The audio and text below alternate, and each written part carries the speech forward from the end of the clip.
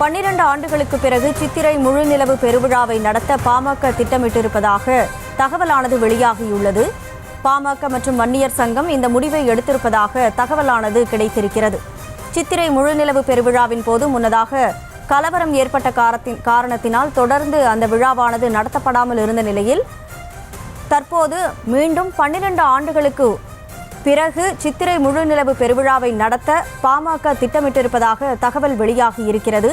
கூடுதல் விவரங்களோடு செய்தியாளர் ராஜேஷ் இணைப்பில் இருக்கிறார். ராஜேஷ், வணக்கம். முழு விவரம். வணக்கம். 12 ஆண்டுகளுக்கு பிறகு வன்னியர் சங்கம் நடத்தக்கூடிய அந்த சித்திரை திருவிழா மீண்டும் நடத்த வன்னியர் சங்கமும் பாமகவும் தயாராகி வருகிறது. இதற்கான அந்த அறிவிப்பை வன்னியர் சங்க தலைவர் பூத்தா அருள்மொழி வெளியிட்டிருக்கின்றார்.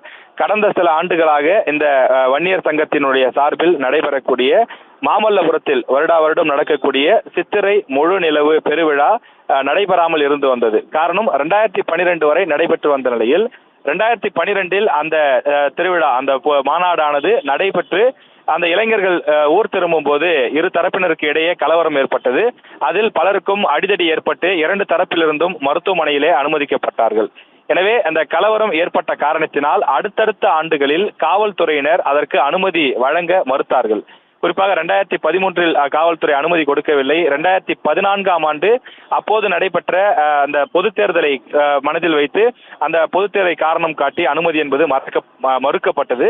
அடுத்தடுத்த ஆண்டுகளிலும் கொடுக்கப்படாமல் வந்தது. காரணம், தொடர்ந்து அந்த இடத்தில் லட்சக்கணக்கான இளைஞர்கள் பல மாவட்டங்களிலிருந்து குவியக்கூடிய காரணத்தால் அந்த மாநாட்டிற்கு வரும்போதும் மாநாடு முடிந்து செல்லும் போதும் வழிநெடுக்க பல இடங்களில் பிரச்சனைகள் ஏற்படுகின்றது.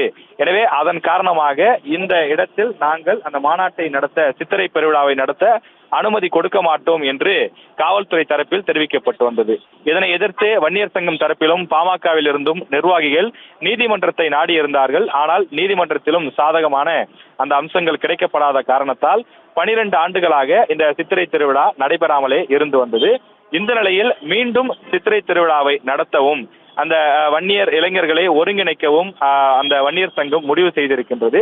எனவே அந்த அடிப்படையிலே இது தொடர்பான ஆலோசனை கூட்டமும் நடைபெற்றிருக்கிறது. வன்னியர் சங்கத்தினுடைய தலைவராக தற்போது இருக்கக்கூடிய பூத்தா அருள்மொழி இதற்கான அந்த அதிகாரப்பூர்வ அறிவிப்பையும் வெளியிட்டிருக்கிறார். நிச்சயம் காவல்துறையினுடைய அந்த அனுமதி என்பது பெறப்படும். எனவே இந்த மாநாடு வழக்கமாக நடைபெறக்கூடிய அதே மாமல்லபுரத்தில் தான் இந்த ஆண்டும், அதாவது சித்திரை மாதத்தில் நடத்தப்படும் என்று தெரிவிக்கப்பட்டிருக்கிறது. பல ஆண்டுகளுக்கு பிறகு, குறிப்பாக 2012க்கு பிறகு 12 ஆண்டுகள் கழித்து மீண்டும் அந்த சித்திரை திருவிழா மாநாடு நடத்தப்படுவது அந்த சமூக இளைஞர்களிடையே ஒரு பெரும் உற்சாகத்தை ஏற்படுத்தியிருக்கிறது. இப்போதே அது தொடர்பான விளம்பரங்களையும் அது தொடர்பான பேச்சுக்களையும் சமூக ஊடகங்களிலே அவர்கள் முன்னெடுத்திருக்கிறார்கள்.